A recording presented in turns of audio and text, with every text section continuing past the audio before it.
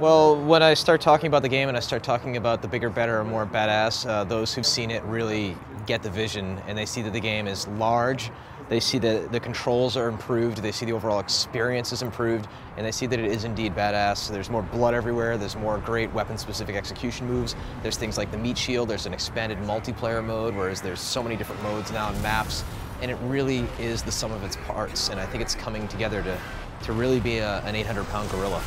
Well, the level that we've shown so far, the assault level, is really just on a scale of 1 to 10 as far as things going on, it's like a 12, right? But that's not to say that the entire game is always at that pace. There's parts where things slow down a little bit or they're a little bit creepy, and during those times we have the chance to explore some of the narrative, and we still keep our cutscenes fairly brief, 2 to 4 minutes max. And we also have characters that talk while they're walking along. We have other ways of telling the narrative with discoverables as far as scraps of paper that players find, or PA systems in various levels. So we have all these means with which to tell a richer story than the first. And so it's not just about stopping the threat of the Locust from sinking Jacinto, it's also about Dom's personal journey and what he winds up finding. Well, we never came out from the get-go and said that Gears was going to be a trilogy. We honestly want to take it on a game-by-game basis. I have ideas for all sorts of games and any other potential things we could do in the Gears universe. Everybody in the team and the company does. But it's really a matter of playing it by ear, game by game. So Gears 2, if it comes out and it's incredibly well received, then we'll consider working on a third. But before that, we're just busy worrying about 2. There were a lot of questions that were in the first Gears of War that we will provide answers in the sequel, and we'll also raise a few more questions. So players are going to see a lot about Dom, they're going to see a lot about where humans live in Jacinto, they're going to see the Locust home city, they're going to find out more about the Locust hierarchy. There's a lot of mysteries that we want to unravel for the players.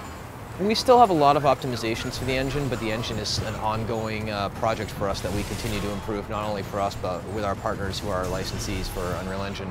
And some of the latest improvements have really shine through in the demonstration as far as destroyable environments, more physics, better character lighting models, crowd systems and whatnot. And I think everything's just improving at a breakneck pace. And for this generation, as far as Gears 2 shipping, we're pretty much in optimization mode at this point.